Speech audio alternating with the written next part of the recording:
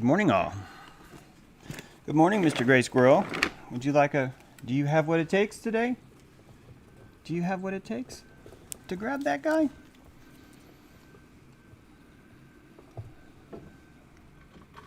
Well, fantastic. Good for you. Good for you. Hey, folks.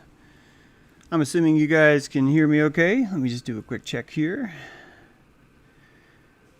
Good morning, Joe Mega 513 and BC Barbie. James is late. He had to remove his pants for the stream. Guy Bear, why are you telling my secrets? Why are you doing that? Welcome, everyone. Today's live stream is episode 131, Feelin the Love. I'd like to start by reading something that that I think is pretty cool. Volume good, everybody? Yep, audio. Thanks, Mansfield. Appreciate it. Good morning, Miles. Good morning, everyone. Hey, Hugh, Cam, Gnome Digest. Sounds good. Thank you, Matt. I appreciate that. The reason why is, and here I am mentioning it right now, so talk about ironic. But, guys, there's a reason why Owen can't let this go. It's because he's wrong. All right? And I'm not going to, like, stop you if you want to post links to that, Matt, because I know that you mean that more as like, what the fuck? It's whatever. But guys, every time that this becomes like a pump, Owen's like, he feels that. It gets him excited in places that, see, there's... Guys, have you considered why he's always calling everything gay? Has anyone considered that? Okay, I'm just think about it. It is a beautiful day here. Last night, we had a campfire to blow my mind. What I mean by that is the Brent Shineman, I call him Shineman, but it's actually Shineman, hosted a campfire for us. Dogmar, Ran, me, Brent. It was fantastic, and it was low-key. There's a wildlife sanctuary here. Some of you guys know I used to run that place, and we were able to go there. We released 2 raccoons. When I say release, I use that term loosely. So we might even talk about that. We might even talk about the raccoon release here because there's some interesting data there. But before we get there, I got to read you this. Elliot, age 10, says to me, Mom, I'm just going to say this. It might be kind of a bold statement, but I'm just going to say it. And after she said it, she follows up with, we might need to bring James in on this. I'd email him, but my phone is not working. So I lend her my phone for a second. And Elliot types, if someone told me the Earth was just a branch in the whole tree of the universe, I would believe that. And the reason why this touches me so much is because little Elliot, age 10, is describing one of the oldest Norse cosmologies, the Yggdrasil, right? The tree of life. And I freaking love it how at age 10, you were already over the target when it comes to tapping into things. Yggdrasil, Odin's horse, the place where Odin hangs. The place where Odin was struck with a spear, just like Jesus. It's the exact same story. It's just one has a shitload of guilt, and the other has a shitload of constructive rejuvenation in it. Exact same story, different approach. And isn't this something that we talk about a lot when we talk about the gifts of Baal, when we talk about Dojo Earth, when we talk about compassionarianism, aperturism? All of these are showing you a new way to render, to alchemize what is happening to you. Is this good? Is this bad? Right? Yesterday was a good day for me. In fact, I didn't realize how much work and effort I had been putting into creating this event. And once everything was said, all the refunds were sent, this wave of just deep relaxing came over me. And we had time to christen the new moon. I left, everything was closed. I closed everything out, and 2 hours later, I'm sitting in front of a campfire, eating the oddest, really yummy salmon tuna fish salad. The things that that Dogmar brought were amazing. The textures, food is such a cool thing. And the reason why I wanted to have food at the thing, the reason why you're going to really want some food there, Aaron, is because food brings people together. It puts you in the same vibration. In fact, if you watch Harmony House, lovely channel on YouTube, man, I never actually like plug her. I just say Harmony House, and then she's probably like, well, James, I have a small channel. You could have just like put a link in there. But what Harmony taught me was that you are setting a vibration in a tea ceremony, and the same thing happens with food, and all of you are having that same ceremony at the same time, and it syncs you together. And Dogmar sank us together in a lovely dinner as Brent prepared a lovely fire. Harmony, I cannot find this link. I'm so sorry. I'm going to put it in the show notes. I'll pin it. I will pin it. Because Harmony and I had tea once, and when she's like, James, we need to drink the same tea. And I was like, Harmony, I drink coffee. What do you mean tea? And so, but something told me, just do it. And I did it, and we synced. It was amazing. It was amazing. It was a technology belief that I required her to get me over the bridge, because I was kind of like, that sounds crazy, but it's not. And that's why you're going to need food, Aaron. You're going to need to feed those people every morning, every evening. When you have that synced, you're syncing people with each other. It's not even about food. It's about syncing people with each other. The better the food is, the more everyone dilates and vibrates into enjoyment. When everyone else vibrates into enjoyment, you have entrainment, right? Entrainment. Someone will enter the tent, the big tent, and go, wow, I feel better. They will tell you it's because of the food. The food was great tonight. The food was fantastic. It wasn't the food. It was the ceremony. It was the raising up of that ceremony among your brethren. It was tribe. True essential tribe. Not me and this guy had a conversation and now the tribe has spoken. No. It's everyone's in the tent. Everyone has a conversation. Everyone is speaking. That is the model of unanimous government that I want to show you guys. I want to showcase that somewhere. We will find a place to do this. We will find the land that's ready for this experiment. Each campsite, no more than 19 people. Those are tribes. The tribe has certain decisions that they make unanimously. It shows you how this government structure works. And then those tribes converge for the big fire, the nation fire. And the same process happens. And wouldn't it be cool if think about it. Wouldn't it be cool if in Katua, in Appalachia, the root, the birthplace of the world, the oldest mountains are here. Wouldn't it be amazing if you could come and people like James True and tons of people that want this same vision as I do are coming to this land every new moon and introducing people to this ceremony, where that's the entire purpose of the land, is to simply have that ceremony where the most beautiful art, the most beautiful gatherings, it all vibrates. Here you go, buddy. It's okay. Here you go. Hi. Tell everyone I said hi. This model, this place, would be an Yggdrasil, wouldn't it? It would be its own world. And as everyone comes on that world, they would be able to sync, just like Harmony syncs me with T when we talk, just like Dogmar syncs Brent, me, and Rand last night as we ate and had our fire, so too would this land sync everyone that comes on it and expose them to this idea of unanimous government. What if people left actually understanding that majority rule, that dictatorship, that majority rule, that decisions that are made and then they come out and say the tribe has spoken, were actually immoral?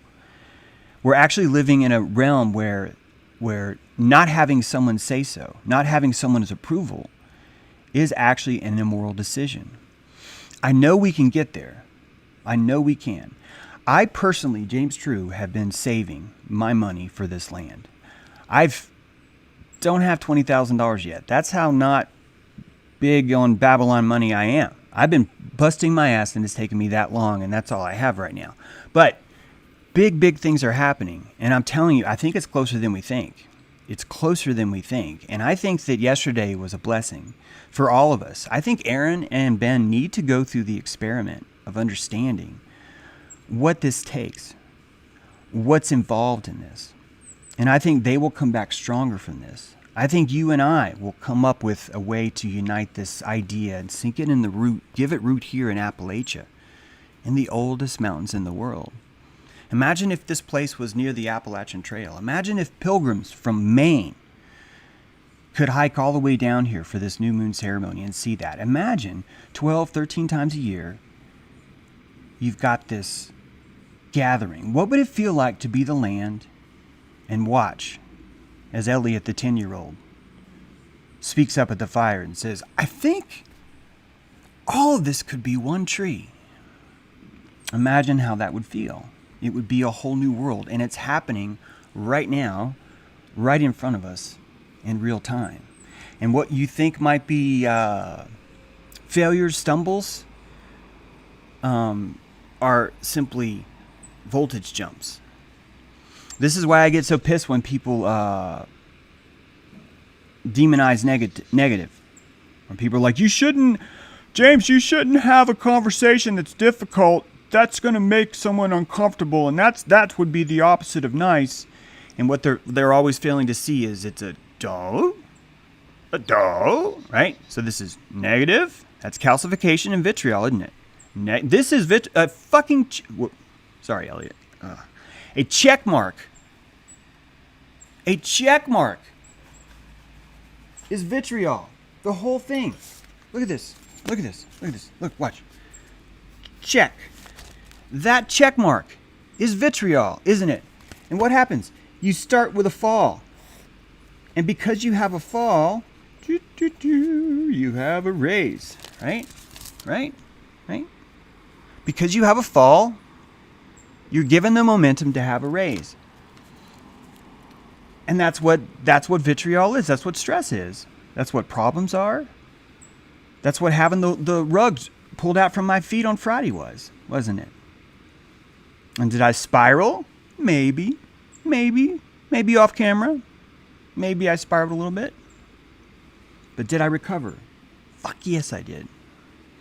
And that's the key, because all this vitriol that's been happening, at least to me, all it is opportunity to recover. And I'm learning how to recover while I'm recovering from a recovery. You see? All of these are happening at the same time because I am getting voltage. I am building voltage. This hair is voltage, baby. I am building voltage. And it's going to come out. It's going to come out in a beautiful way, and you're going to see it in the land. You're going to see it in the fires. In fact, you already did. Last night, how many of you built a fire? I know Love Bear did. She's in here. I know I did. I know Brent did. There's a lot of fires last night. And a lot of people are saying, hey, James, thank you for inspiring this idea.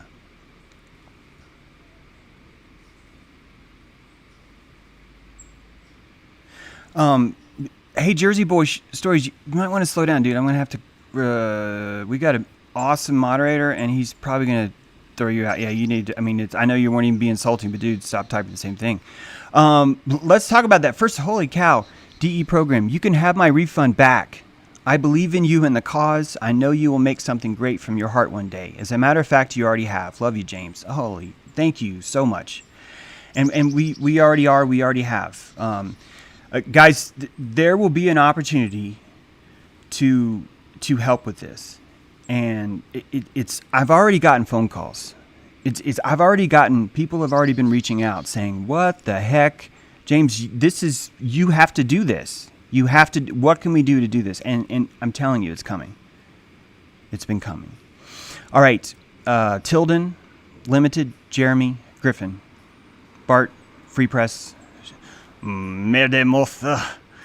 All of you, I need to stop the program for a moment and give you some solemn news. The wrenches are gone. Some of you still have them, but the wrenches, they're gone. Now, I want you to know that we thought about this a long, long time. And when I say we, I'm talking about the infamous OKC Bear. OKC Bear loves you guys. OKC Bears wants the chat to be as safe. He doesn't want it to be safe, actually. OKC Bear wants it authentic. And out of that authenticity, he wants to have a free zone where everyone could talk, but where no one can spiral out. That's what his goal is. And so to do this, we're trying to remove all the wrenches and start over. I created this as an experiment with the wrenches because I wanted everyone to be able to have the ability to say what they wanted to say. And when you give everyone wrenches, although no one now has to be filtered, right? Because it's like, well, since you don't have a wrench and you said the word duty, YouTube's like, you can't say that. But we had to do that. So anyway, it was an experiment. It lasted a while. It was fun. I think some people felt good. I would get emails from people like, James, my wrench is gone. What the hell did I do? One lady sent me an email and said, 2 days ago, you took away my wrench. And then Jay, Gray, I'm not talking about you. You were very nice. I totally got that. And said, James, you took away my wrench 2 days ago. I spent one day depressed trying to figure out what I did wrong. Then I spent the next day laughing my ass off because I remembered what you said. And yeah, so all these have been great experiments. Is that Martin? Good morning, Martin. Good to see you, buddy. I'm going to be on Secrets of Saturn tonight. Secrets of Saturn tonight. I'm going to be on there. And those of you who are not afraid of luminaries, those of you who don't think about things going up your butt when you hear about luminaries, you could check it out. Secrets of Saturn with Jason Lindgren and Wayne McCrory. I'm looking forward to that. So check that out tonight. I will be posting a link to that also. I've got 2 links to post. I've got to give you guys a link to Harmony and Secrets of Saturn. Harmony, Secrets of Saturn. We're going to talk a lot more about the luminaries. It's going to be great. It's going to be a great talk. A great talk. Joshua, do I still wrench? You do right now, but thank you, Kentucky Monkey, for this. Monkey. Yeah, it is Monkey. For the super chat. Guys, what's happening is that some of you don't have wrenches and some of you do. And because so many people had wrenches, OKC Bear is like logged in to the back as me, and he's trying to delete the wrenches. And then YouTube's like giving him a little bit of trouble. So he's working on it. If some of you guys are like, well, how come he has a wrench and I don't? Just wait. He'll get through them all. Also, OKC Bear will be adding some of you as mods as he sees fits. If you don't know this, as always, if you ever try and come between me and OKC Bear, you're going to lose. OKC Bear is my man. I trust that guy. He's my brother. We talk every day. Well, not every day, but you get it. OKC Bear, we talk a lot. We're tight. Don't try it. And I've seen some of you on D-Live try that. You're like, hey, man, I think you should really think about OKC Bear. And it's like, yeah, I think you should really think about Muteville. So that's what's going to happen. All right, so all that's working. If anyone's mad, I actually chose today to do this because of... Oh, look, OKC Bear just posted as me. He said crushing. That's awesome.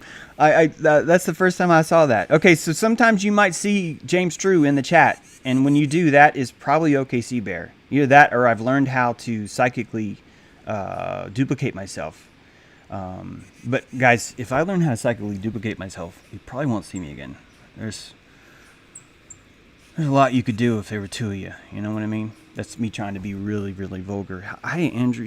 See here. Derench me, please. Yeah, there you go, Deacon Power. That's the attitude. I hope you are, Tricky Woo. I'm looking forward to seeing there. Yeah, feeling the love, all right. I'm feeling it too. In fact, the love from Elliot, age 10, knows no bounds. Oh, yes. You see what that is, folks? That is a spill-proof water container. How's that, huh? This is why I feel the love. This is why I do that, and it's pretty freaking sweet. This is like the most stylish thing ever.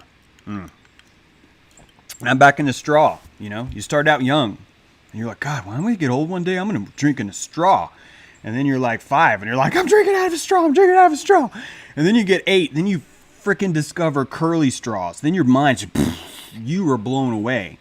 And you can't figure out why people aren't eating mashed potatoes with a curly straw. You don't understand why you're walking through the world and everyone doesn't have a freaking curly straw. When I grew up, I was expecting a lot more horses, a lot of quicksand, a lot of buried treasure hunting on islands, and more curly straws. I've gotten none of these things. Adults, you're letting me down. All of us, as adults, as like free adults, should be like driving around in our car with curly straws. Like, you waited your whole life for this, to finally have the freedom and independence to express yourself in a curly straw, and none of you are doing it. Nor am I. But think about it. Guys, think about what you're missing. Think about how the world would be different if all of us brought our own curly straw, like everywhere. And it was like, no matter how serious it was, the first thing you do is you pull out that curly straw and you pop it in there, man, and you're just good to go. You know? Think about it. Think about it. Exactly, DQuest. Where's all the quicksand? Yep, you missed it, Andrew Perkins. Nice try. OKC Break. Gotcha. Too soon. Pow! He gotcha. Yggdrasil. Oldest tree in the world. I want you to hear this. This is pretty cool.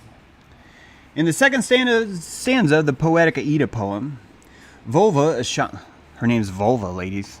Her name's Volva. A shamanic seeress recites the poem to the god Odin. God Owen. That's hilarious. Then she remembers far back to early. Oh, Owen, please tell me what is homosexual so that I may stick my finger up my butt in solidarity with you. Please, Lord Owen. Anyway, the vulva in stanza 19, can't make this up. In stanza 19, the vulva says, "An ash I know there stands. Yggdrasil is its name. A tall tree, showered with shining loam. From there comes the dews that drop in the valley. It stands forever green over Ur's well." Now, Yggdrasil shivers. The ash as it stands, the old tree groans, and the giant slips free. Did you hear that? The giant slips free. I'm going to read you one more thing. Stanza 138. "I know that I hung on a windy tree 9 long nights, wounded with a spear, dedicated to Odin. Myself to myself on that tree of which no man knows from where its roots run." That is the cosmology. And on that tree, that is the tree of life. All mother, all father, right? Sephiroth, right? Kabbalism, Judaism, Christianity, Norse mythology, they're all talking about the exact same thing. Odin is the Christ. Odin is hanging on the tree. He's hanging in the carbon world. He's experiencing the stress. He's stabbed just like Jesus. He's stabbed with the spear. Just like Prometheus. And what does Odin do? He goes Luciferian. Odin and Jesus both went Luciferian. What happened after they were hung? Jesus cross, Odin tree, both stabbed, both bleed, both suffer, both chrism, the rise and the fall, right? What happens? The fall and the rise. They're both exactly the same thing, but one is tainted with rebuke and salvation, while the other is liberation and sovereignty. Now, when Jesus was resurrected, Odin was resurrected. Odin pulled himself off the tree. Jesus rose from the dead, the living world, and ascended. Odin ascended. These are both the same thing. And the only way Jesus could rise again in the darkness is with the morning star. That's literally why the Bible says Jesus is the bright morning star. So Owen right now, his butt just clenched a little more. And he's like, oh, it felt good. Odin is the bright morning star. These are the same ideas. And people want you to stay down. They want you to stay out. They want you to not rise, but remain crucified. Remain that way. And isn't that what persecution is? Isn't that what social media persecution is? Isn't that what Owen's latest video is? He's making it as expensive as possible for James to rise. Think about that. Owen is the Romans. And the Romans had their idea of a religion, didn't they? And they were cutting genitals. And they were saying to everyone around, "You have not given sacrifice today." And the Roman soldiers, the marketplaces, they would have these public sacrificial altars so that people would virtue signal their sacrifice to the city of Rome. What is Owen doing right now by telling you to persecute me or anyone else who doesn't believe what he believes? He's saying you must give your sacrifice to the public, to Rome. And who was persecuted? Odin, Jesus. Who was persecuted but the one who's pushing against Rome, the one who flips the tables, the one who says, "Fuck you. Fuck you." And that's supposed to be hard. If it was easy, we wouldn't need to come here to be liberated. We wouldn't need to come here to be strifed. We wouldn't need to come here and be hit after hit after hit after hit. And I tell you, do you know when the vitriol ends for James True? When I turn into a victim. The moment I turn into a victim, the vitriol stops. And people stop abandoning me. People stop stabbing me in the back. People will stop all the things that they're doing, that it feels like they're doing, I should say. That it feels like they're doing. The moment I give up and the moment I declare my victimhood. That's what makes it stop. Do you understand why this world is so hard? Do you see how that works? Because think about it. As long as you stop moving, it won't hurt. As long as you don't try and get up, it won't hurt. Think about how hard that makes it for anyone to phone this in. It's, if anything, that's a direct filter that's only going to allow people to rise up that truly want it, that are truly ready. And it's going to create a system where anyone who wants to play the victim, anyone who wants to hang on the tree, gets to stay there as long as they need. You cannot look at a system like that and not think there's divine inspiration in there.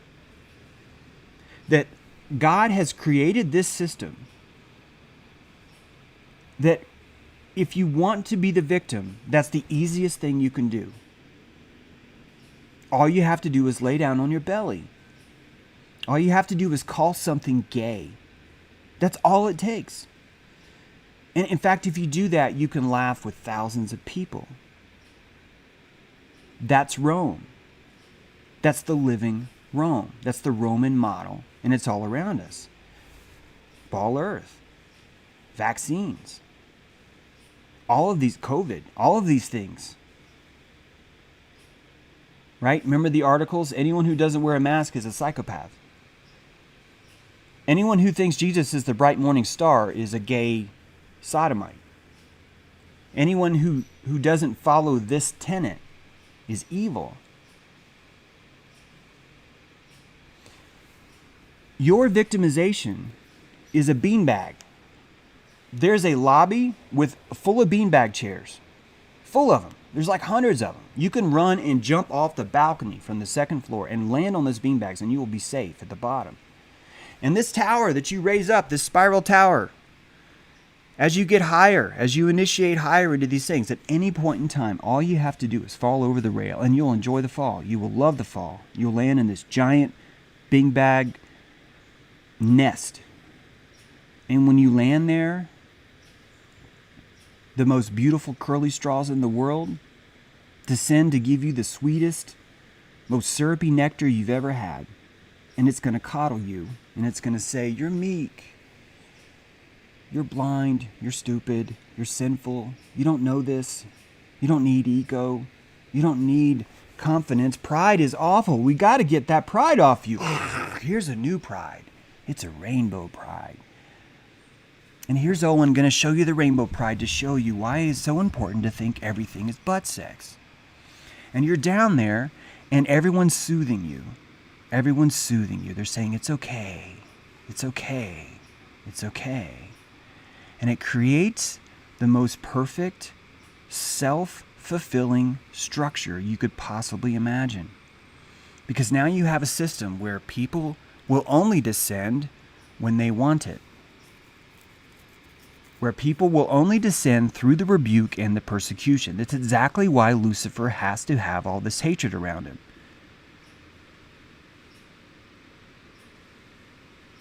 If it wasn't hard, God wouldn't know you were serious.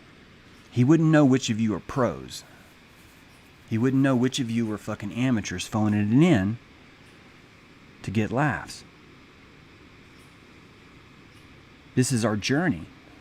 This is our Jacob's ladder. And these cosmologies that Eliot divines without reading it, these cosmologies are tools, aren't they? Odin's tree, if you didn't know about Odin, you might not be able to alchemize the good of the cross. Because that story, like most stories, has been tainted by government. It's been tainted by zeitgeist. It's been tainted by people that want you in that beanbag chair. But the story's still pure, and the truth is still there. Jesus rises. He's resurrected. Odin is resurrected. Resurrection. And if you're told it's a royal bloodline, a royal divine bloodline, then you think, well, that's the royal divine bloodline. That's why they get to rise. And then if you never catch the ridiculousness of it, I'm about to say something ridiculous about the story of crucifixion. Here's what I'm about to say. We're told that God had to lose his only begotten son, that he had to sacrifice him. But 3 days later, he was reunited with him. So he didn't sacrifice Jesus. He didn't sacrifice him at all. He said, I will see you in 3 days. And it's probably making a lot of you freak out, but you need to understand that story's real, but it's been tainted. It's been tainted with this idea that you owe a blood oath for eternity to God himself because he sacrificed something that he saw 3 days later. 3 days later. And that's when enough of you say, I want off this beanbag chair. I would like to look at this deeper. And the hardest part to get off that beanbag chair is you think you're going to lose Christ. And you don't. You become a living, willful cross. You become a walking antenna, living in the electricity of Jesus. And the second you do that, you're going to get rebuked. You're going to get haters. The people in the beanbag chairs will fucking hate you. And that means you've begun your resurrection. Do you understand how powerful it is that Owen made this last video? It's powerful for me because all it is electric. All it is pure electricity. It's all I'm doing is showing God, yeah, man, my capacitor. I'm good. Oh, you got more, Owen? No problem. Bring it. Aaron's got another video. Great. No problem. Bring it. Whatever it takes. God, I am here. I am listening. And I don't even mind the pain. I've learned that this spear, if you want to talk about alchemy, listen to this. I have learned that this spear that was stabbed into my side makes me feel better. It makes me feel better because I have a witness to my own suffering. There's a witness to my own suffering, and I have evidence of it. I can prove it. I will have this scar forever, says Odin. Right down there. Isn't it funny that that's exactly where the eagle bites into Prometheus, ripping out his spleen every morning? Every morning. Jesus, Odin, Poseidon. Every day. What is the new moon? It's a resurrection.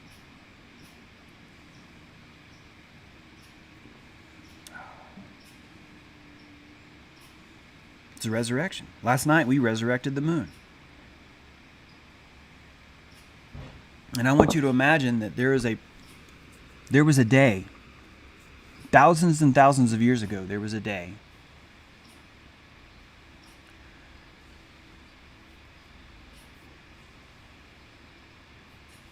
I'm trying to remember what I was going to say. I just looked at the chat. See, this is why I don't do it, OKC Bear, because I forget. I get into the zone and then I forget. What was I going to say? It was a day thousands of years ago. Sorry, guys. Sorry. I don't think I'm going to be able to remember that.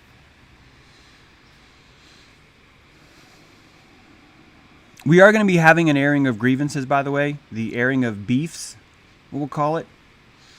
This is why I don't wear pants, to commemorate the airing of beefs. We will be having that later. And so there's a time and place for me to listen and read the chats, but it's just not when I'm in the middle of a thought. That's probably never going to work. That's never going to work. That's a good point, Alex Ward. I am. God. That meaning God said that, guys. Don't get all freaked out on me. All right, so I think I've gotten all the business out. We've talked about that. Is there any complaints?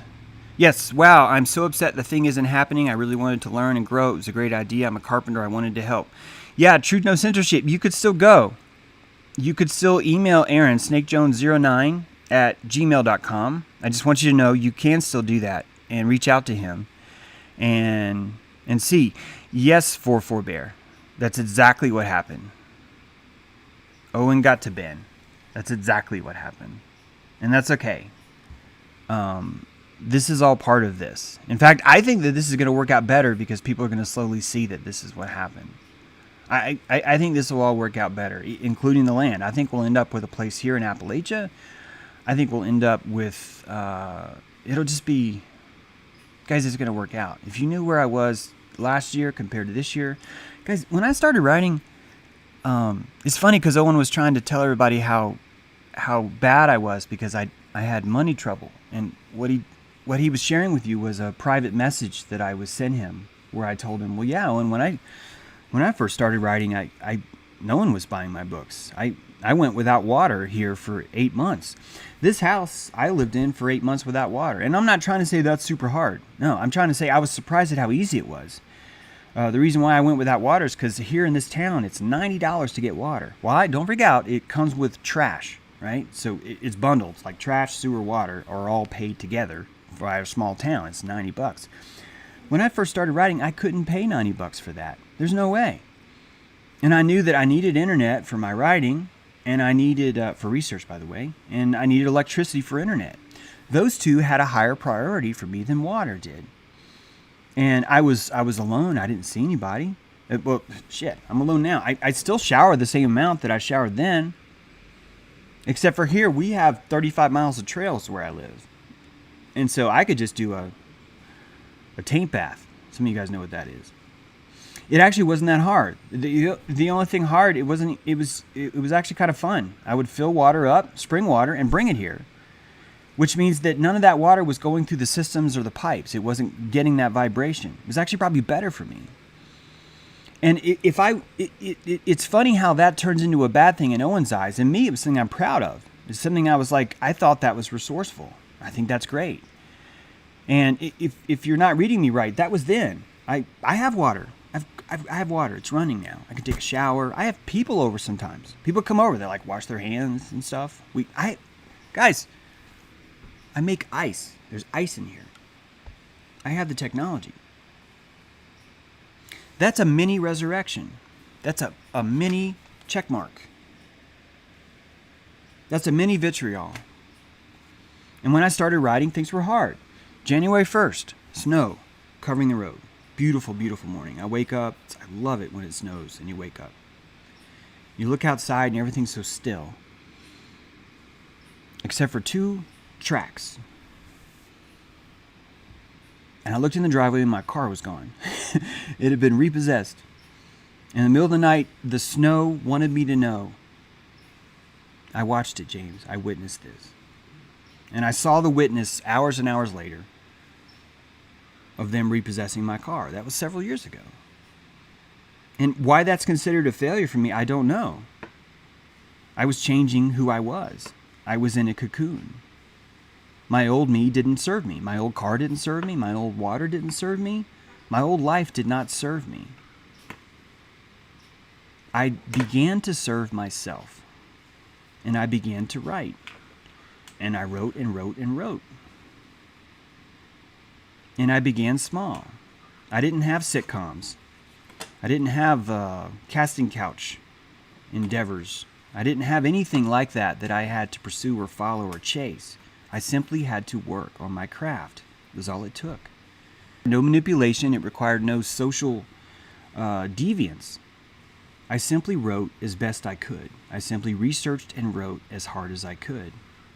And I found that was lethargic. I found that not only was the things that were happening to me not only not bad, but they were making me strong as fuck. And I would be standing next to someone in a grocery store who's never not had water, who's never not lost their career, who's never had their car possessed, who's never had to start over with nothing, who's never been resurrected. And I stand taller than that person. I'm taller than they are. I intimidate them. I intimidate people now. People write me and they tell me that. Cynthia and I had an awesome conversation yesterday about this. She was like, James, you need to... Okay, hear me out, guys. Because Cynthia was making a really much broader point here. Cynthia was saying, you need to turn down your witness. Just... And when she said that, I was kind of like, that makes no sense at all. I've spent my entire life learning to turn my witness up. But then I realized something. I do this all the time. In fact, Elliot, I've never met Elliot in person, but Elliot, a 10-year-old girl, when I'm around like 10, 11, 12-year-old girls, boys, mostly girls, I turn my witness down. I do it automatically. What does that mean? I don't make direct eye contact. Why? Because they shrink. They violet. They're like, oh, that guy's looking at me. And they freak out. So I don't give direct eye contact. I don't square my shoulders to them. Instead, I entrain with them. I'm like, oh, let's look at this tree, right? Let's look at, when you come out as full witness,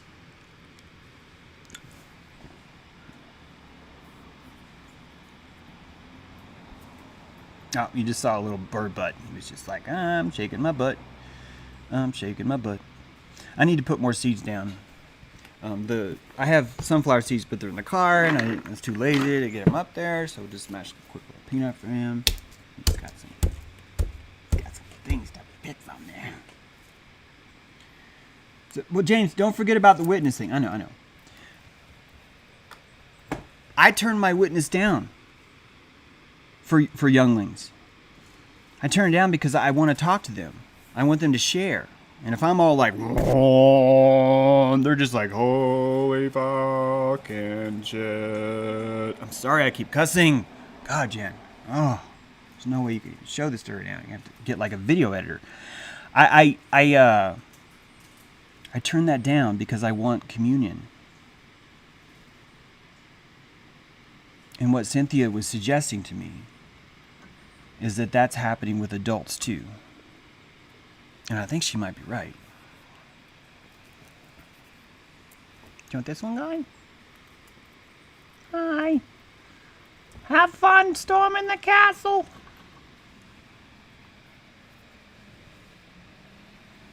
So how do you adjust your witness in front of someone? How does that even work? And I think what you have to do is you have to pretend like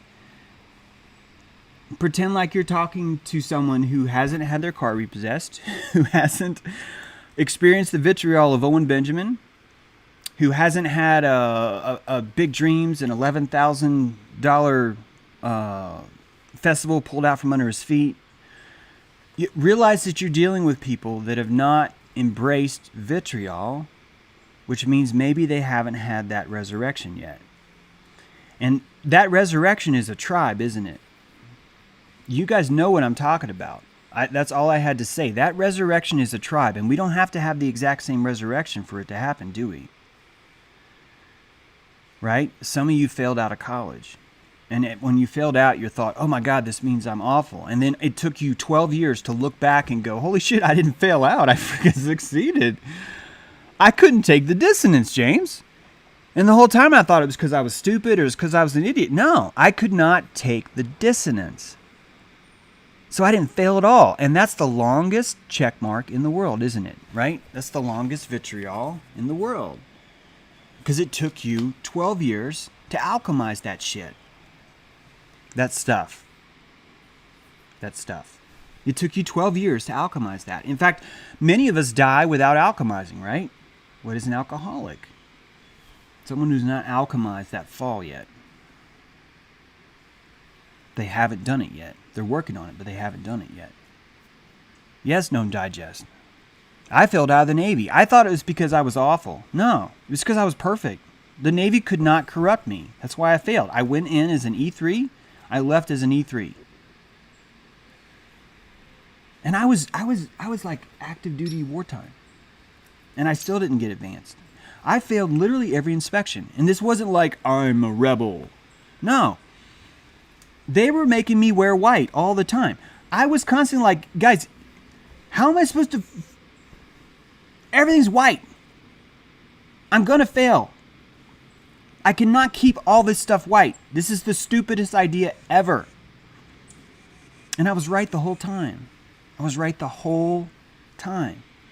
right now, I'm not trying to brag, but guys, I've got 4 books out.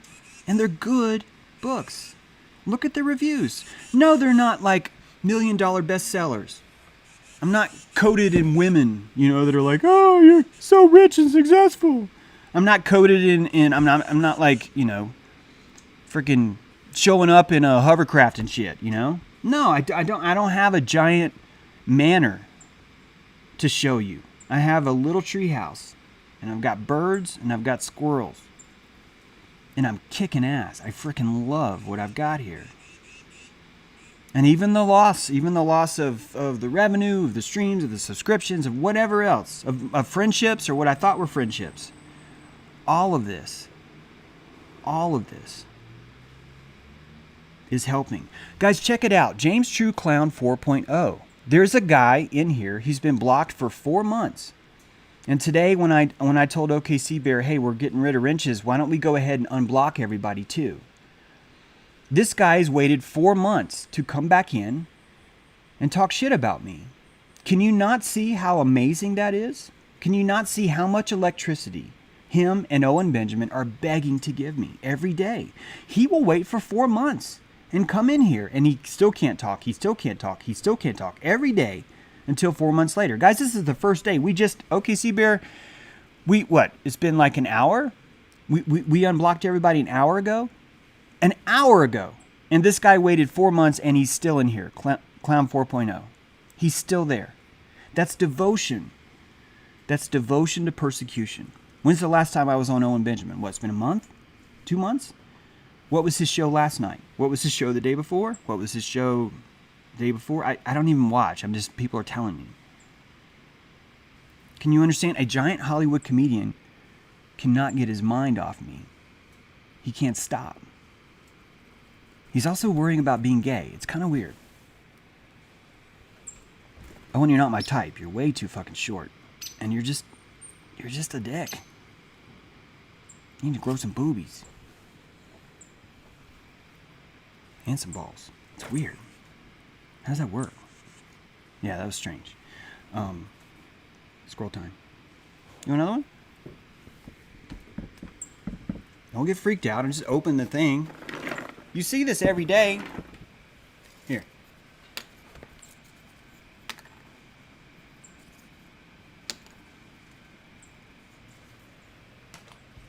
He's like, no, I don't trust you, man. I don't trust you. I don't like how you move there. Yeah, you're right. Sorry, Lala Laws. Sorry about that.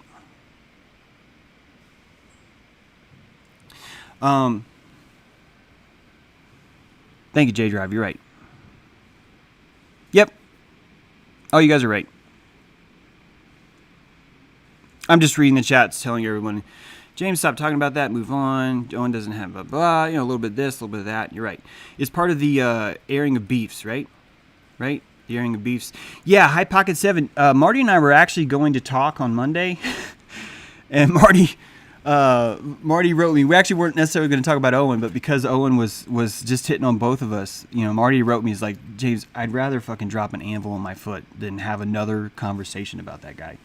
And so we agreed, we'll just, you know, everything's busy right now. But Marty and I will be talking soon, I'm sure. It'll be a good talk, regardless of what it's about.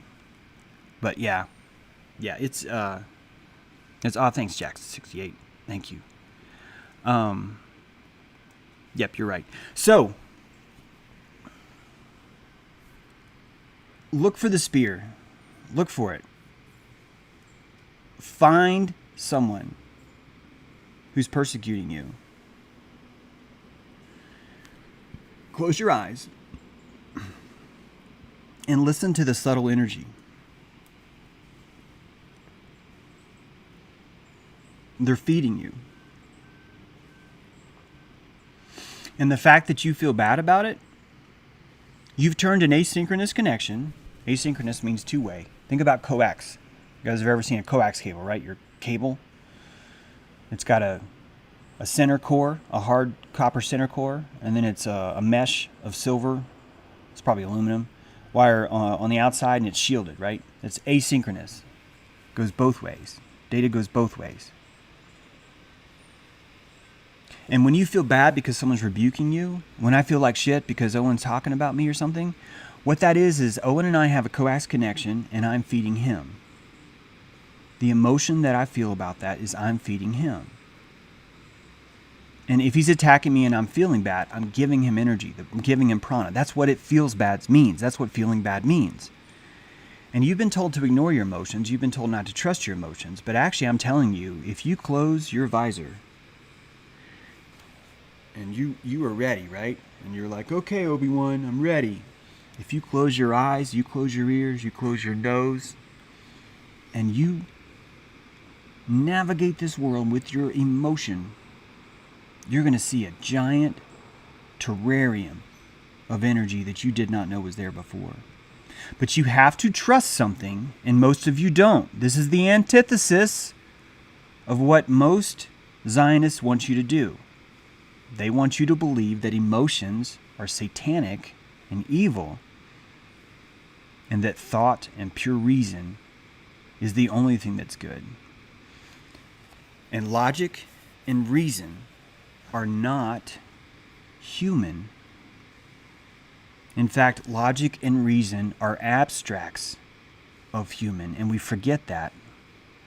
They are hypotheticals. And we forget that hypothetical is not real. In fact, we believe hypothetical is more real. That's literally what Plato did to all you fuckers' minds. He told you, this world doesn't mean anything. It's this outer, etheric, saran-wrapped cellophane world. That's the real world. And that's where you get these guys that cling to morality being outside of man. But if you close that shield, that blast visor, like Luke Skywalker, and you listen to the emotions, you will find that hovering zapper. And you got to trust your emotions. What does that mean? Good emotions means you are being fed energy. Bad emotions means energy is being taken from you. I'm in a relationship right now with someone she's not telling me everything yet. And the feeling that I have in that is, like it's an emotional draw. It's not a gain, it's a draw. When we hold secrets from each other, that's a coaxial connection. And if you sense that someone's holding a secret from you and it feels what's happening energetically, pranically, is that electricity is flowing from you into them. Your mitochondria. Your mitochondria worked so hard to make that energy for you. And your emotions are showing that it's leaving. It's showing it's going away, James. It's going away. And that's what feeling bad literally means. Feeling bad is being gutted in the kidney and you're bleeding out. But instead of blood, it's energy. And most of us think, no, that's just our normal state. I'm supposed to feel bad all the time. I'm in a codependent relationship. I'm being drained all the time. Whatever. I'm supposed to feel bad. It's part of what it means to work, is I have to feel bad. My boss, yeah, he's a dick, but that's how it works. It's a job. What you gonna do? And what you're doing is that you are abandoning your emotional instruments. Your emotional cockpit is now empty. Or, it's worse, it's inverted. And you think, pain's good. Abandonment's good. And you trick that on your emotions. Strife is good, but pain isn't good. Vitriol is good, but abandonment is not good. Do you see the subtle difference? I hope you do. I'm guessing some of you don't yet, because it's a tricky thing to grab hold of. You don't understand how important your emotions are. You think that your emotions are like the weather, and they're not. Your emotions are the most delicate instrument in the world. It's sonar. See, he came back. Did you see him jump? He's like, honey, I'm going to go get that nut. If I don't make it back, just know I love you. And she's like, Carl, you've gotten 6 nuts already. That guy's never gone for you. You don't understand, honey. That guy could turn on me like that. You don't understand the strife and vitriol I'm going through for this family. She's like, okay, Carl, thank you. Thank you. In that emotional state, she realizes Carl needs that. Carl needs that, and she doesn't mind giving it to him. In fact, it feels good for her. She can give him that emotion. Oh, Carl, you saved the day. You brought us a nut. And it feels good to her. It feels good to Carl. That's a resonance economy, isn't it? Now, do you need to feel like shit because God sent his son down for 3 days and then he died because of what a shit piece of shit you are? And you need to spend the rest of your life repenting for that. Or you can say, Jesus came to this realm. This realm persecuted him. This realm hung him on a tree. And he suffered. And instead of Jesus playing the victim, what did Jesus do? He pulled a Lucifer. And he rose up. The fall of man is the salt. You're dipping deep into the earth. You're coming into this realm, deep into the earth, to absorb its salt. You're here for the salt. Your ancestral DNA is the memories of your grandfathers, your grandmothers, and you're here to tap into that. And after you tap into enough of that salt, now it's time to test, isn't it? Now it's time to rise. Guys, Lucifer is a seed sprouting. Mars salt. Push into the soil. Bury the seed in the soil. Salt. Seed sprouts. It resurrects. It rises, kundalini, through the soil and pops out into the sky. And now it's pure oil, and it's growing, and it's flourishing. And all you see is the results of that fall. Because if you didn't have the root structure, that shit would fall over instantly. Seeds. Mars plant. Venus bloom. Mars plant. Venus bloom. Salt. Oil. Soil. Nothing about that is evil. Everything about that is nature. Everything about that is emotion. How does it feel to watch a seed sprout? How does it feel? Think about it. How does it feel to watch a seed sprout that you planted? It feels amazing, right? Right? You've seen people, I grew a fucking tomato. Oh! And they just flip out. And they should. How do they flip out? Think about it. Stop. Think about it. Think about it. What's making them flip out? Well, it's the emotion, James. They're happy about it. Where did the emotion come from? Well, it came from inside themselves. No, no, no. That emotion came from that tomato, bitch. That tomato, I'm sorry I'm cussing so much. That tomato rose up out of the soil And it shone with such a light that it frickin' hit you. It struck you in the face with joy. And now you are proud, you have pride, you've accomplished so much, and all you did was had faith and believed in the resurrection of a tomato seed. That emotion is a coaxial connection between you and that tomato, and only you and that tomato have that special bond, that deep bond, because just like Harmony says, you drank tea with that tomato. You had a communion with that tomato. You tapped into its salt and its oil.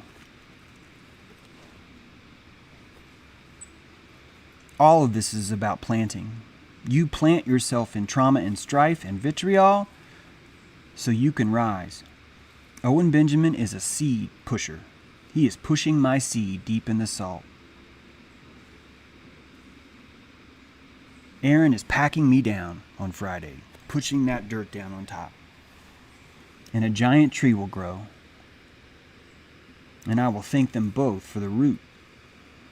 And my emotions that I feel right now show me I'm not being drained by Owen. Owen's being drained by me. And I can see that and feel that with my eyes closed because I am emotionally in touch with my instruments. My gauges show me. Yeah, you've got plenty of prana, dude. In fact, you're pulling in extra prana. And I'm like, how's that possible, Navigator? He's like, dude, all these tethers hanging off, the static tethers, they're collecting all the static. They're pulling it in. We're charging our batteries. We got full batteries. I'm like, roger that. More strife then. Yeah, bring it, man. We'll take it. And it's only going to happen if you alchemize that emotion to it. If I would have been like a bitch on Friday, it wouldn't have happened. Or yesterday. It's Wednesday. I don't even know what day it is. Sorry. Yesterday, not Friday. Every day there's like another hit. So it's like hard to keep track of which days which hit came. And Friday was the Aaron hit. If I would have been a bitch then, it would have been a completely different alchemy, wouldn't it?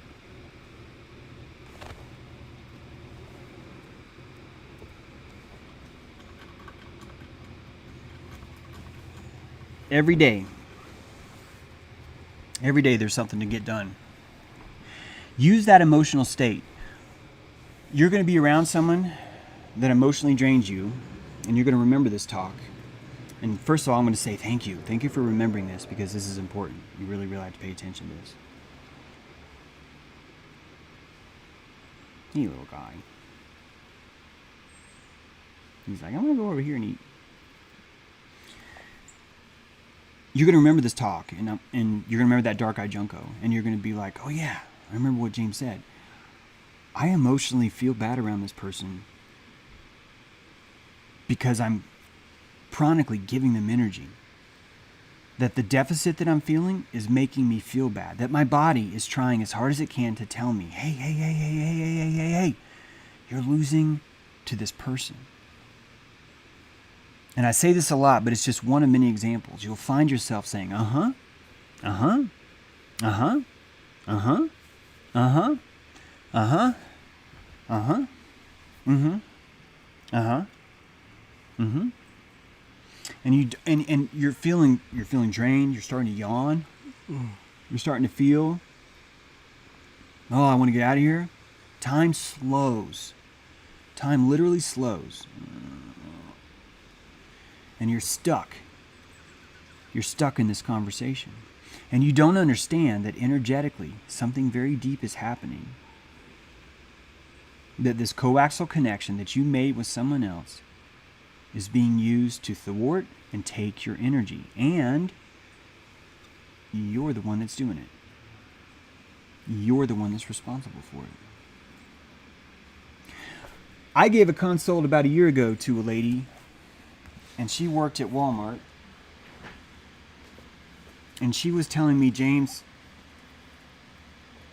I'm always getting drained, and I don't know how to fix it. And we put herself in a scenario where she was confronting one of her coworkers that drains her, the one that drains her the most. And I asked her, I said, how would it feel if the next time that happened, How would it feel? I want you to picture this happening.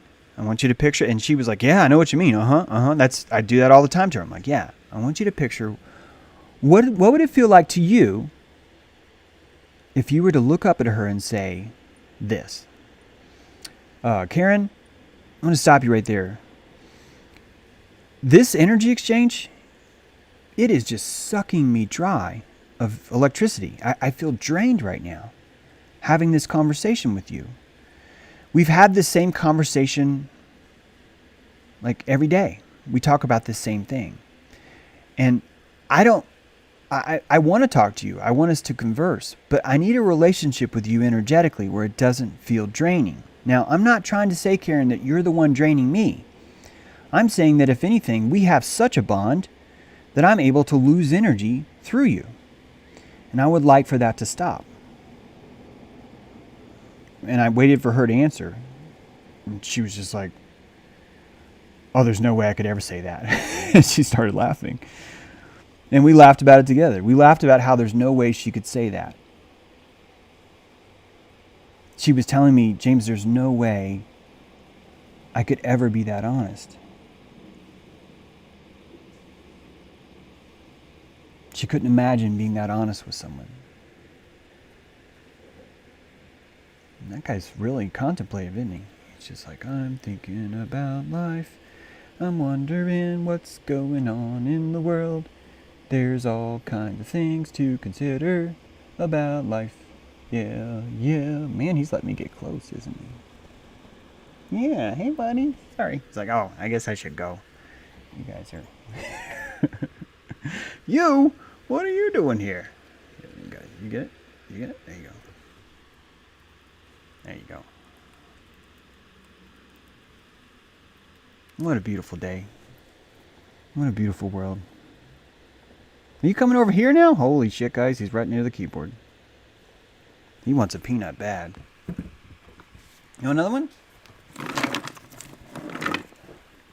Let's see. You want another one?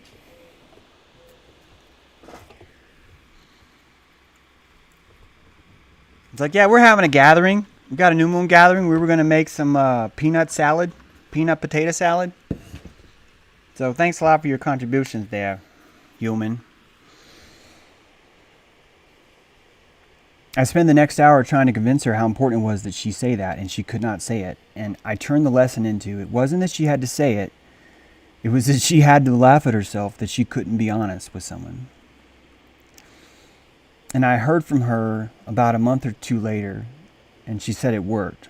But she didn't actually have to say that. I think that was more of a masculine approach, I think. Instead, the fact that she was subtly tapping into her emotions gave her enough gumption and enough fuel to just stop.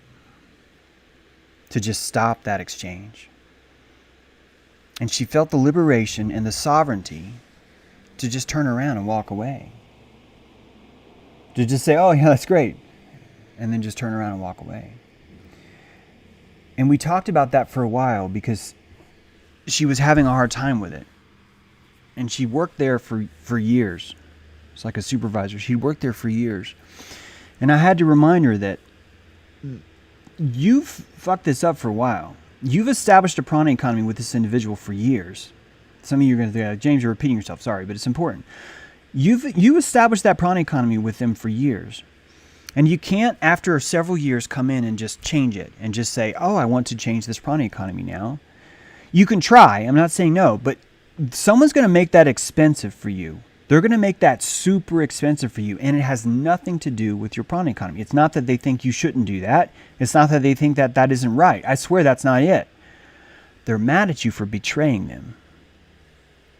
Well, how did I betray them? You agreed to that prana economy forever, and you betrayed them for a long time. How does that work, James? Let me tell you. I'm glad you asked. Splintered part of my personality that I talk to. Every Friday night after softball practice, you and the guys go to the Lasagna King, right? That place that you love to eat. You go to the Lasagna King and you sit down and you have the finest buffet of intricate lasagna you've ever imagined. And you go there, it's your tradition. It's what you guys do. And on championship night, the night of the championship, you go to Lasagna, what do we call it? Lasagna King? You go to Lasagna King, and it's closed. There's a sign on the door saying, sorry, we're closed. No explanation. And you're pissed. You are. You are. You can pretend like you're not. But emotionally, you feel violated. You feel cheated. And you only know this because do you remember that time you went to Tulsa for that convention? Do you remember you were there? And you don't remember this because it didn't mean that much to you. You were there in the rental car, and you pulled up into that buffet, that Chinese buffet. You'd never been there before. You were looking for a place to eat. You needed something. You pulled in there, and you got to the door, and it was closed. It said, sorry, we're closed. And you didn't get mad. It didn't bother you. You got back in the car. You went across the street, and you had a lovely meal. The point is that it didn't bother you because you didn't have a prana economy with that restaurant. It wasn't your favorite restaurant. You weren't a regular. You didn't have a pattern, right? Dunn's Deli down here, my favorite place. God, I love that. God, I love that place. Oh, I love that place. It's so good. Sometimes when I go in there, they already know what I want. Sometimes when I go in there, they don't cut my sandwich in half. This is what a bitch I am. They don't cut my sandwich in half sometimes. And usually what I would do with that sandwich, a breakfast sandwich, is I would take that with my dogs and we would go out in this field and we would eat. We would walk out in the field, my dogs would sniff around, and I'd just lay down and eat my sandwich. It was great. But when they don't cut it in half, it's like this, you're like out there performing surgery, right? And you're just like, and it's just like running down on your elbows and shit, and you're just like, ah! I would never, ever, ever, ever be upset at a restaurant that didn't cut my sandwich if they hadn't cut my sandwich every day before. Am I explaining this? You set up that prana economy, whether you like it or not. And the people in your life that are going to be the hardest to adjust to your new you, to your new resurrected you, are exactly the ones that have been around you the most. Because for the longest time you told them you didn't need that, it was fine, that you were fine without it. And that's why when you're going to change your prana economy, when you're going to change your energy, your approach, all of it, you need to do it with strangers first. You need to build up. Guys, don't be coming home to your wife being all like, I'm a man now. I'm telling you, it's going to fucking backfire. I've seen it happen. There's a way to do it. But you're going to have compassion for the other person, believe it or not. You're going to have compassion because you've been self-soothing them this whole time. You've been allowing that prana economy to survive.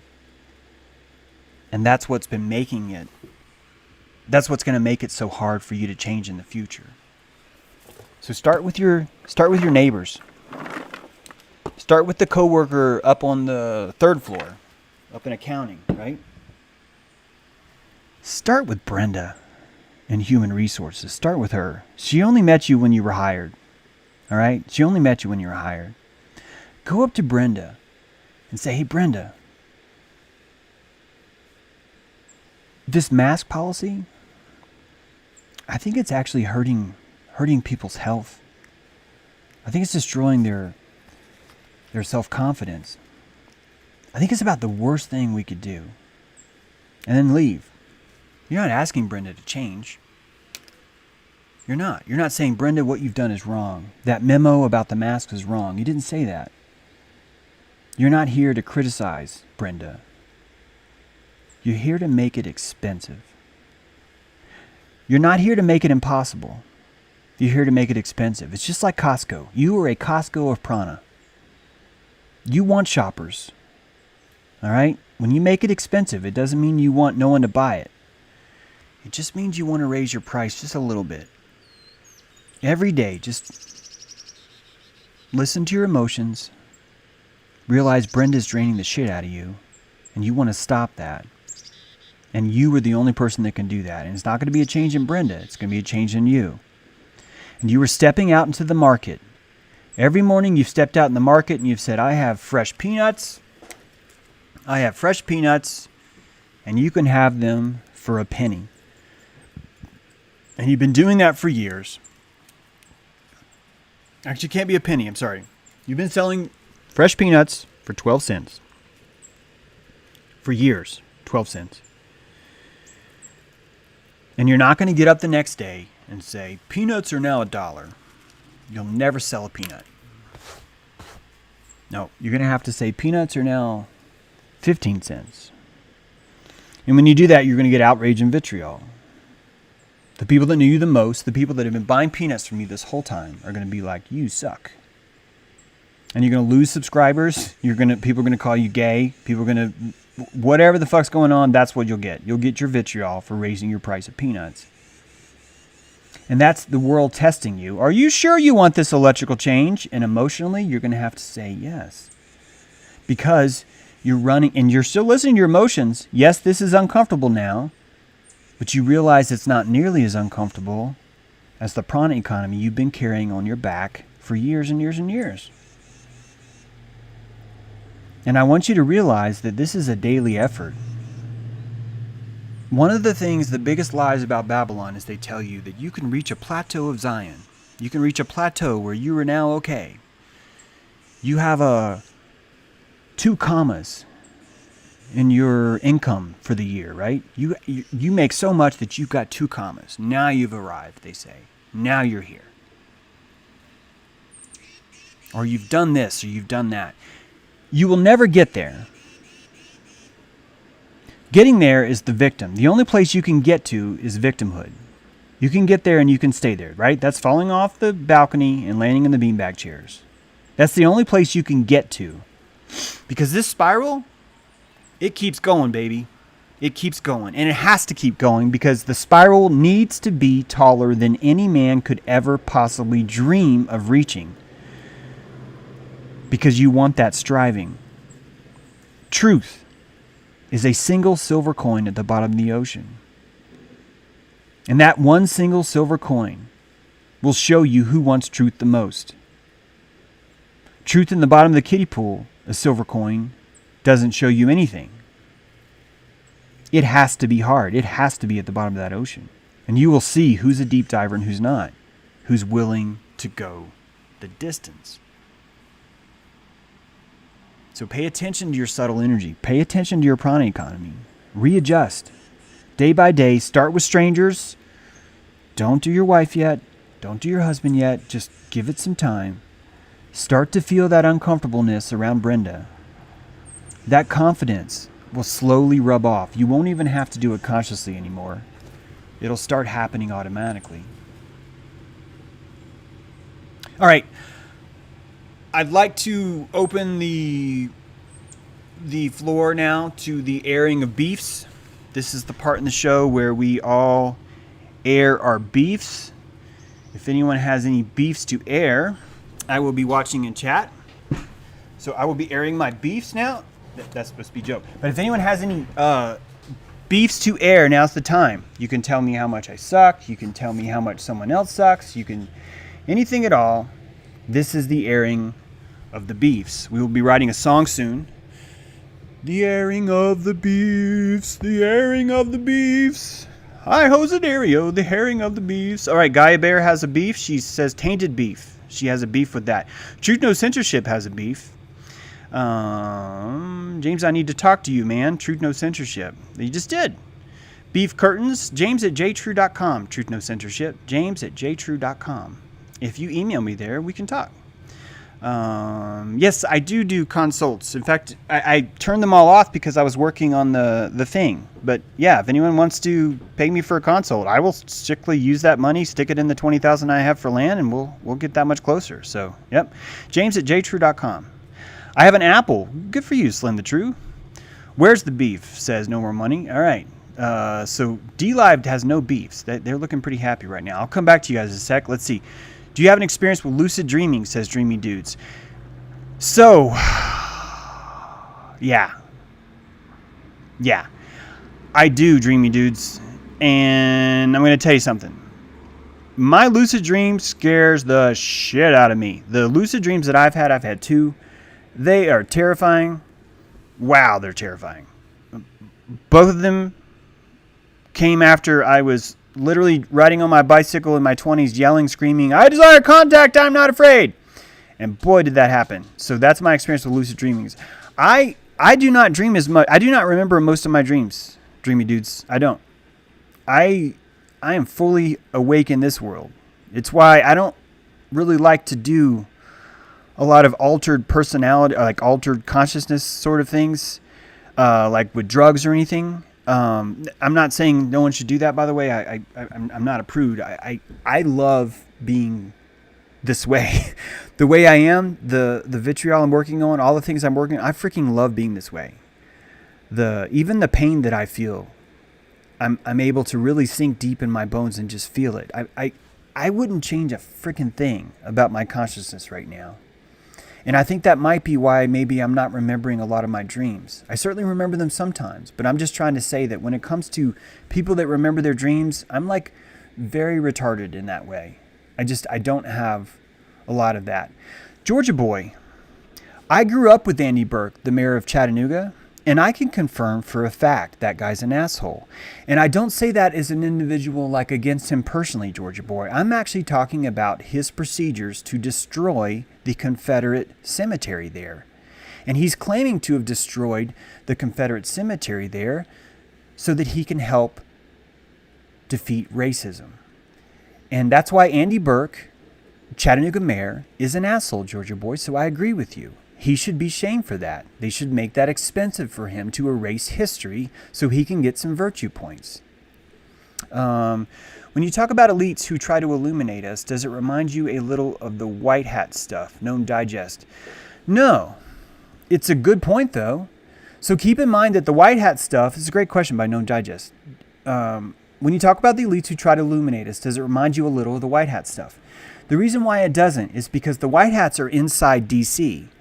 The control mechanism itself, Known Digest, is trying to tell you it will save you. What I'm talking about is that there are people in airships that we don't see. There are people in submarines. These people live on free sovereign land. They are eagles, and they're watching seagulls pee on each other. They're watching seagulls try to become eagles. These eagles are not interested in coming in our kiddie pool. An adult does not want to swim around in your urine. But they'd love for you to come out.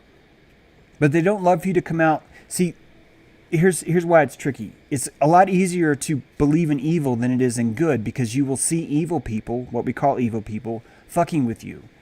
Good people will not fuck with you. Good people are more like, oh, that's a beautiful butterfly. I'm gonna watch it, but I'm not gonna mess with it. An evil person would try and capture that butterfly and take it home and say, I have this butterfly. I'm Zion. I'm Owen Benjamin. I've captured all the butterflies. That's what you're going to do. You're going to have to control that because it's freaking you out. A good person's more like, I accept where you are. I love what you're doing. I'd love it if you could join us outside of the kiddie pool. So they're not white hats. In fact, they don't actually care who makes it or not. They're not here to help you. Think about it. These Illuminati, the ones that are truly illuminated, which we can't even call them Illuminati because everyone freaks out over that word. The ones that are truly illuminated are eagles. They're not messing with us. We don't see them every day. They're not doing this to help you. They're doing this to help themselves. When I plant a garden, I'm not doing that to help the tomatoes, am I? I'm doing that to help me. It's the same way. These people want to see a crop of humans that stop pissing on each other, that stop shitting on each other, stop persecuting each other, that learn how to embrace strife, not run from it, that learn how to look at the morning star and not get all weird. So it's in fact, Known Digest, to really hammer this home, I would like to remind you that Building 7 was an expose. They were showing you, here's all the power we have over you. We can do all this to you. And we're showing you our cards. That's the antithesis of white hat, isn't it? Because white hat's like, shh, I need you to eat this popcorn. And I need you to trust the plan. And I need you to vote red. Because we're going to save all of you from the pedophiles, from the Luciferians. It's just like Owen Benjamin, right? we're going to get those Luciferians and we're going to save you. But you have to trust me and watch my show every day. That's the only way this works. And the illuminated ones are like, I don't care what you watch. I don't care what you believe. I don't care what you do. This world would be a better place if you were more actualized. And as the mother bird pushes her youngling out of the nest, so too can an illuminated one make it expensive for you to keep peeing on yourself. So I hope that answers your question. Not trying to say that you can't disagree there, of course. No. Let's see, I think I saw another one in here. If everyone would just send James True $10, he could buy some land and a nice home to operate out of. Well, thank you, Justin Moore. I don't need a home. I do need this land. I don't need the land. I would like the land. And we might try something like that. You know? Living Soul Nation is a network we built for this. It would be perfect for this. The reason why I don't want a home is because I don't want this land to be my home. That's not our land. That's my home. I've got a great home. I could build a great home somewhere else. If I meet someone, get a whatever. These are different things. This land is a palette. It's a palette to show unanimous government, right? So I just want you guys to know. I'd rather the land even stay primitive, right? Maybe we've got a golf cart or two. Maybe we've got, just some things to put on a nice event, But it's that kind of thing. I know we'll get there, Justin. I know we'll get there because people like you write things like this. Thank you. Let me get this ready, though. Keep your prana, keep your energy until we're ready. Yeah, you're right, Justin. I could do a lot with 150,000. And if we get there, great. That's why I'm saving every penny. Guys, you see this microwave behind me? It's duct tape shut. It doesn't work. If you see my driveway, if you look at my washer and dryer are stacked on top of each other and they're not stackables, I haven't had water in months and I'm thriving. I'm doing fantastic. I freaking love how well things are going right now. And the money that I'm choosing not to spend on all these things is all it's doing is going in the kitty to get this next level. So I don't need a home, but I'd love for us to have some solar to do this. I don't even know how I could ask you guys for money to give me a home. That's kind of fucked up. Anyway. Dreamchild, type one more time, please, if you would like. That's me. James, the land needs you, homie. Yep. If the land truly needed me, it would have me land right now. I just want to point that out, Kale. I believe you. I think about it too. But when I'm feeling kind of dark, I'm actually telling myself, James, if the land wanted you, you would have land right now. The land doesn't trust you yet, James. You got to keep going through some vitriol. You got to show it. You're serious. That's the impression I'm under right now. Is that the land's like, James, are you sure about this? Are you sure about this? Yes, a nemophilist. That's kind of what that would be. Is if you were a member of that land, that private club, your new moon ceremonies basically would include something like that. It'd be great. I'm telling you guys, it'd be great. We'll get there. Yeah, the point about the microwave is nemophilist is that microwave is built in, and the moment I tear it down, all of my cabinets fall down, which is fine. But my cabinets are doing their job right now. Why would I just waste that money on it? You know what I mean? Like, and not to say I shouldn't improve my home. Believe me. Talk to my friend L. We know that my home needs some work, but it doesn't need to be. You get it, right? You get it.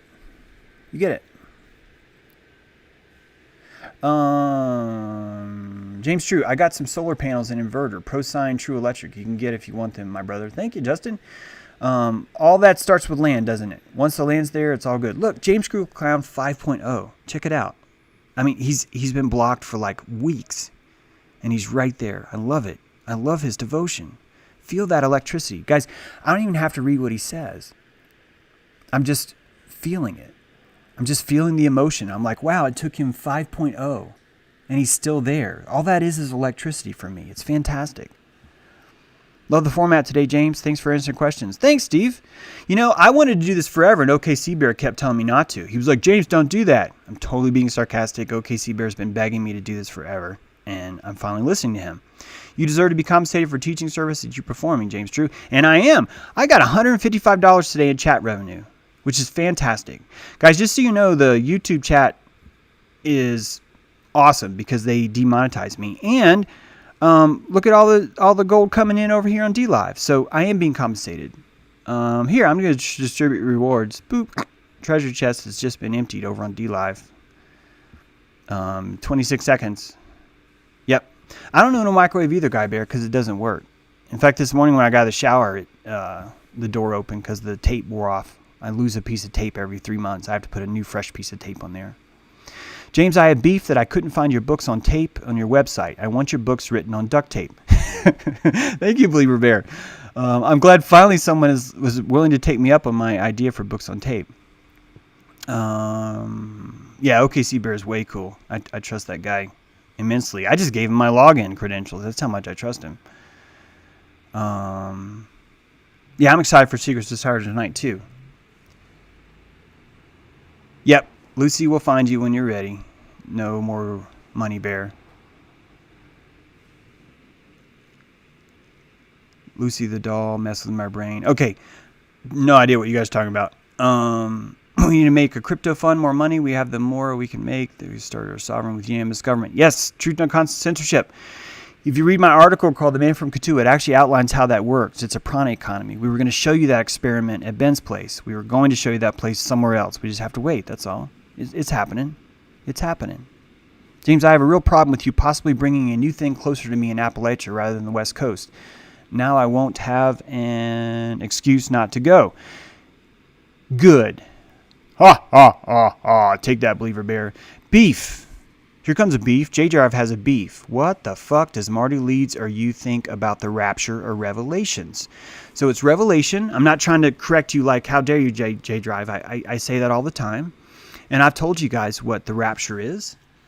And I'll say it again real quick. There are two things being raptured right now. Oh, guys, I've been talking the whole time like that. I'm sorry. Oh, I'm sorry. Sorry about that. You guys probably enjoyed that more.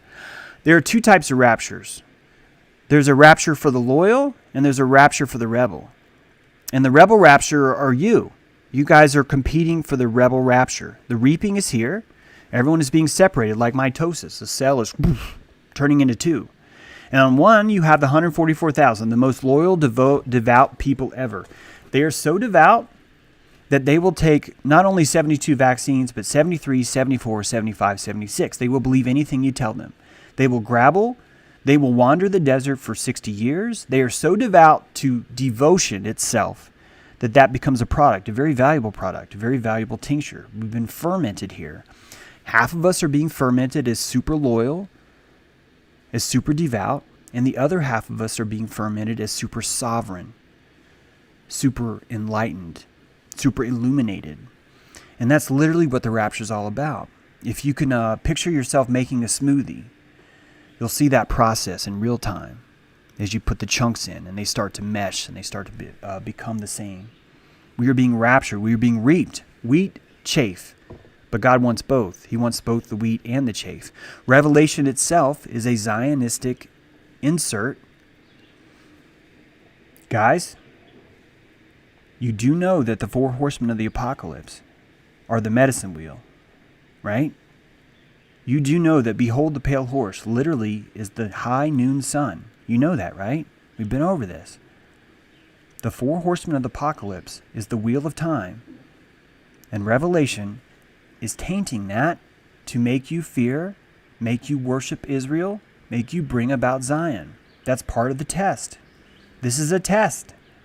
And as you're watching Palestine literally burn and be bulldozed down in midday, in the middle of the day, you can choose.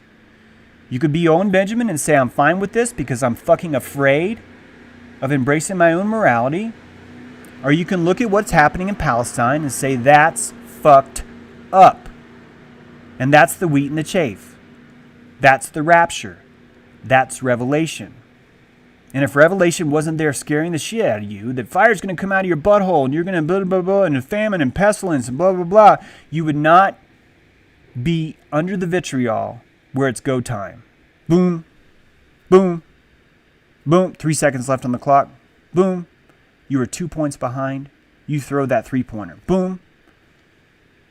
Boom. The ball's in the air. Time's up. And swish.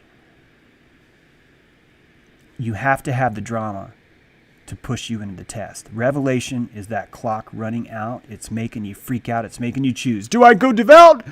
Do I go sovereign? Do I go butt sex, fuck Palestine, everything's gay? Or do I go, God is love. Luminaries are beautiful. Israel's wrong. You get to pick one. Don't be nervous. Don't be afraid to pick. Don't be afraid to be wrong. Guys, don't be afraid to be wrong. Be afraid to not be authentic with your choice. That's what you need to be afraid of. That's the thing that should scare you the most, is am I or am I not being authentic, right? Well, if you don't back up, I can't give it to you on camera. He literally walked into my lap that time. So that's Revelation. That's the Rapture. It's happening in real time. By the way, if you read my book, Quantum Rapture, available in all stores, but not on duct tape, you will actually read that story. I'm actually telling you that story in real time. Yeah, the chaff is burned, but not in this case. Not in this case, Nebulous. I actually think God's collecting both of us, because when you have a deluge, Nebulous, just think about it. When you have a deluge, you're going to need someone to remember everything. Revelation comes from the ark. The ark stores the information from last time, the stories that it needs to twist you. It needs to store that information. So next time you have a revelation that can be written, which shows you this long-term guided map. And the only way that would work is if enough people were entrained as the most loyal, devout people that ever existed, that would listen no matter what. God could tell them, cut off your dick, and they'd do it. They'd do it. Who are you going to trust to survive 6,000 years and keep the same story of Revelation? Are you going to trust the rebel sovereign that's like, I'd rather just not cut my dick off? Or are you going to trust the guy that's like, I would love to cut my dick off for you? Can you film it? Will you keep the piece left over? That's who you want. That's who you want to start the New World Order. And I don't think God wants a New World Order. I think God needs the New World Order to build itself, to cause the strife. Just like when you stick all that stuff in the blender. At the bottom, that blender would do nothing if it didn't have those blades, right? Those blades chopping it. That's the Tower of Babel. The Zion spins that blade, and it goes all the way up into the blender, and it chops everything up. And trauma, dissonance, all of it. It turns us into Owen Benjamins. It turns us into James Trues. It turns us into Aarons. Whatever. It turns you into Ben. It turns you into whoever it needs to. And there you are, spinning in the centrifuge. You're trying to survive. You're under trauma. And that's going to make you or break you. And the break you is going to make you. And the breaking of you where you almost made it is going to break you, is going to make you even more. All you're doing is learning how to harness your soul. That's why you're here. Subtle memory. Subtle, long-term wisdom. Right? Oh, he's a natural. That guy's a natural. No, he's not. He's genetically suffered more strife than you, and he's learned from it. He's alchemized more strife. That's what a natural means. Someone who's alchemized more strife is a natural. All right, well, we're running long here. Let's see. Anybody else got anything? I think we're probably losing. Yep.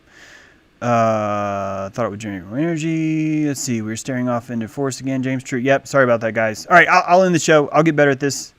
Thanks all. Thanks for being here. Thanks for the chats. Thanks for the super chats. Thanks for all the support this week. Thanks for accepting the vitriol that comes to you.